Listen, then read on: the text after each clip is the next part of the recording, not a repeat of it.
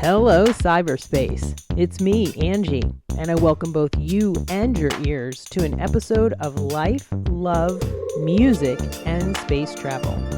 In case you're wondering who Angie is, I'm Angie, and I'm super stoked to spend some time sharing with y'all some of my experiences and thoughts on living, loving, music, and space travel, or spiritual experiences as I often refer to as space travel. A rather broad spectrum, right? Well, my hope is to always share something that resonates with, intrigues, excites, or perhaps inspires you. On that note, I invite you to sit back, buckle up, and take a little trip out into the cosmos with me. Hello, cyberspace. It's me, Angie, coming to you with episode number 39 and a half of my podcast, Life, Love, Music, and Space Travel. And today's episode is definitely a music-inspired episode. I have quite a few things running through my mind about music. I'm actually super duper excited about some stuff that's already taken place and about stuff that's coming up. So I thought I'd talk about it, share it with you, just in case anybody else wants to get in on some of the musical extravaganzas that are going on in the next few months. And of course, please send me some information about your musical experiences. Number one, I recently attended a Bobby Weir and Wolf Brothers concert, including the Wolf Pack. And it was at the North Charleston Performing Arts Center in North Charleston, South Carolina. This was a wonderful experience. What's kind of been running through my mind about music is how spectacular it is, how important it is to me and has been in my life.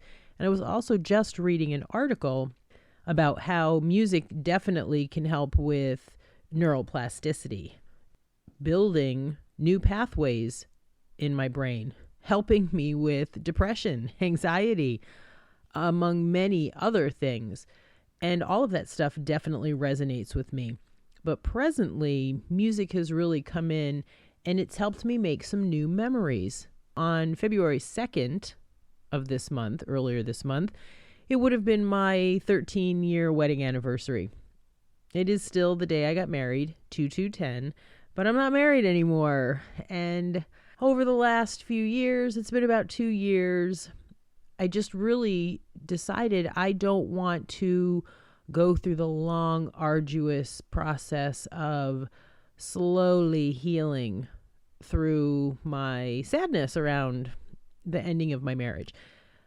So the universe helped me out this year. Prior to my anniversary, some tickets went on sale.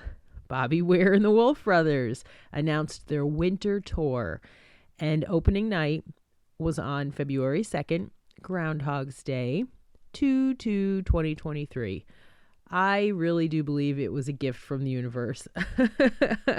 For me, what a way to make a new memory. I took a hold of it as soon as the tickets went on sale. I definitely got online and bought myself a ticket. I got the VIP experience. I decided to go big, and everything for the most part turned out as good as, if not better than I could have imagined. Just sort of going through that experience. First of all, if anyone has never been to the North Charleston Performing Arts Center, it was really a wonderful venue. It seats about 2,300 people. I'll definitely include their information in my show notes, but it was a pretty intimate setting, sort of reminded me of the Villar Center, a venue in Beaver Creek, Colorado that I attended for quite a few different concerts. But I'll say that the sound at the Charleston Performing Arts Center was a bazillion times better. Sorry to shoot you down, Villar Center, but sometimes the sound in there is just not on point. Getting to the venue in North Charleston, I was really pleasantly surprised. It was pretty easy to get to. I was a little confused because there's a larger venue next door to it, and I wasn't really sure where this concert was taking place, but got some help from some people. They guided me in the right direction, and I made my way to the right spot. with the VIP experience, which just in case anybody knows, I imagine they're different. So if you're unfamiliar with it, with this one, we got early entry into the venue, early access to the merchandise. We got some free concert swag. We got a Bobby Weir Wolf Bros logoed bag, a drink ticket, and we got to see a little bit of the sound check. Now, we had to wait outside early on. I ended up meeting this great guy, Don De Lamont. My mom dropped me off. His wife dropped him off. And we sat outside and chit-chatted about all things Grateful Dead for a while. It was great. I'm super appreciative that he was there. We went inside, hung out, waited for the sound check, got to go into the sound check, heard some Come Together, Friend of the Devil. It was kind of short. I will say, I'm pretty sure next time I won't get the VIP experience. No offense. I'll pay for the good seat, and that'll be definitely enough for me. It was really a wonderful evening. Went back out after sound check, kind of hung out, waited around for the doors to open so that we could just go in and sit in the theater. Once I went in and sat down, I just continued to immerse myself in the experience. It really is amazing what music can do. I wasn't trying to distract myself from what the day was about. I wasn't trying to run away, but I want to move forward. And that's what I did.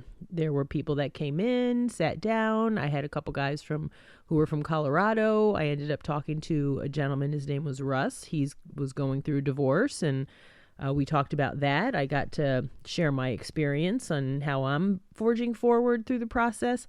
It was really, the concert hadn't even started, and I had this wonderful experience, which just brings me back to how grateful I am for music and how it brings people together. Once the lights went down and the music started, game on. I was thoroughly impressed, incredibly happy with the whole performance. There was a little bit of an issue with some of the equipment, and so they did at some point stop it. Bobby chatted, told us we were going to take a break. They went and fixed whatever it was that was going on, and everything was taken care of, and they came back out and started up again. I got to hear all kinds of stuff that I wanted to hear. Classic for me is Wharf Rat. Heard it, got it. I got a Terrapin suite. It was really wonderful. The venue itself, the crowd was great. The performers were on point. I really had a wonderful, wonderful time and pretty much couldn't be happier with my whole experience. I had turned it into also a weekend getaway with Mom. So we went and stayed at an Airbnb in North Charleston. I'll include the link to that also because it was really a great, she had a great get up. It was just a studio room, but it was in very close proximity to downtown Charleston. You had to drive, but we went into Charleston the next day and walked around and took in the sights and ate some food and did some shopping and had a really good time in Charleston. Drove for a few hours to get there, a few hours to get home, and the experience was really fantastic. I feel like music did the trick for me. So I want to definitely thank Bobby, Jay, Don, Barry, and the Wolfpack for sure for helping me create a new memory so that February 2nd, Groundhogs Day, doesn't just look like my old wedding day. I don't want to forget that for sure. I'm pretty positive I'll never forget that day. It was a wonderful day on the mountain, but it was really fantastic to forge forward and create some new memories to fill the space in and progress on this journey of life that I am continuing to live differently than I ever thought it would be, but that's okay. It also kind of had me reminded of my Bob Weir experiences. I actually went to see him in 91 twice. It was the Scaring the Children tour, and I got to see him at the Darien Lakeside Amphitheater in upstate New York and at the Palace Theater in Albany, New York. I don't remember the concerts. I was able to pull them up online, which is pretty cool. You can go online and see the shows and get all the information. I was definitely drinking in those days, and on top of it just being, 91? I mean, that's a long time ago. Is it 30 years ago? Something like that. It's a long time. But it was pretty cool to look back and think I was there.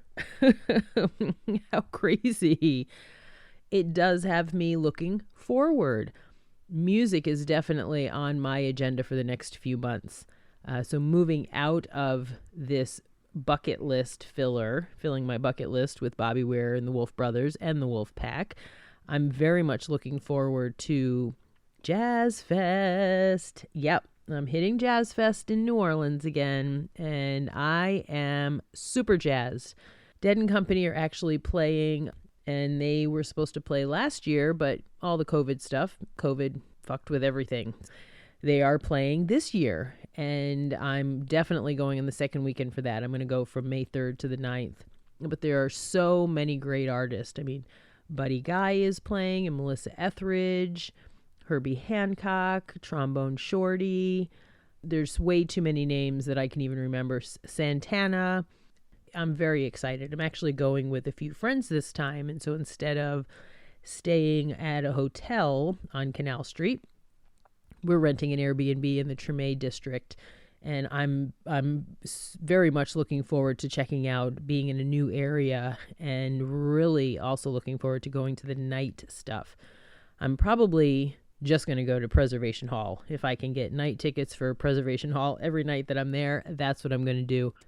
I've decided to stay an extra day, and I think I'm once again going to stay at the High Hostel. I booked a room at the High Hostel on Canal Street, and I had a great experience staying there last year. A great price, so we'll see how that goes. Next after that will be Dave Matthews Band. I have mentioned I live in Wilmington, North Carolina now, and the Live Oak Bank Pavilion is their newest venue. It's an outside venue. It's kind of along the Cape Fear River in downtown Wilmington. It's not a very big venue at all, but this year, holy cannoli, they are getting big names. Dave Matthews Band, 2 nights, May 30th and May 31st. Fish is coming to play. I'm hoping that Widespread Panic is coming back, but I got 2 nights for Dave Matthews Band. I decided to join the Warehouse fan club specifically so that I could put in requests, which are not guarantees for tickets, but I was fortunate enough to get tickets for both nights. I was hoping to get pit tickets for both nights. I didn't get pit tickets for either night, but I did get reserved for the second night and lawn seats for the first night, and I'm pretty excited about that. I actually did the same request process for Fish, and so we'll see what happens with that. But whoever is bringing in music for the Live Oak Bank Pavilion, you are the bomb. I'm really looking forward to a summer of music there, and that hasn't even began to touch on Greenfield Lake Amphitheater, which is another small local outdoor venue that has a spectacular list of musicians. I'm pretty excited, and I'm actually getting back to Colorado for the month of June, and so I'm surely going to squeeze in some Red Rocks stuff. Music, it is saving me. It has always saved me. Oh my goodness, I love Spotify. I listen to my personal Spotify playlist, Angie's Jam. If anyone wants to listen to my eclectic selection of one-hit wonders, I listen to all kinds of stuff, but I just love that I have a playlist of all of my favorite songs. I don't know what I would do without music, and I'm just going to read a little bit of a blurb of this article that I was talking about, and it states, learning a musical instrument, I'm paraphrasing, but you learn the musical instrument and it's great for helping with the brain, and its help builds better memory, greater focus and attention, audio and visual perception. But it says not very musical. That's okay. Even listening to music more regularly can help increase brain neuroplasticity. So turn on your favorite playlist. It's good for your brain. That is definitely going to be my suggestion for anyone out there. Get a little bit of dancing in, move yourself around, build a playlist if you don't have one, put your records on, all of that stuff. Earth has plenty of its own music. Go out and listen to the birds. I've been sitting outside. It's a beautiful day here in Carolina, 75 degrees or so. It's kind of overcast, but it's warm and kind of wonderful outside. This 39.5 episode is going to be a short one. I just really wanted to give some props to Bobby Weir and the Wolf Brothers and the Wolf Pack. I thank you for touring the way you guys are touring. You're regularly out there. You are consistent. The music is great. It's a fantastic groove. You're pulling the people together. I got a crush on Jay Lane. I know you've got a love of your life, so I give all of my love to you and yours. But yeah, I got a crush on Jay. But everybody in the band, they just look like they're having a really great time out there. I know Dead and Company is coming to a close, but I sure hope that Weir Wolf keeps the music going strong, as I believe they will. On that note, this is a super short and sweet episode. Listen to some music. Girl, put your records on and play your favorite song. I have actually been buying records lately. I'm going to listen to some more records here soon. In the meantime, go out and get a little jiggy. Go to a concert. Take in some live music. Hang out with your bestie or go solo. And maybe get to a big festival. I look forward to dancing out there with everybody. Thanks for listening. Bye. So, we've reached the end of today's episode. Thanks so very much for listening. It's now time to reconnect to planet Earth and all that comes with living on the blue ball. I'd love to hear your ideas for future episode topics, along with any and all positive and or constructive feedback. Please feel free to contact me at ashyisbadass@gmail.com. Thanks again for spending some time with me and allowing me to share myself with you. Until next time, please be gentle with yourselves, be kind to animals, and do all you can to allow your authentic selves to shine brightly.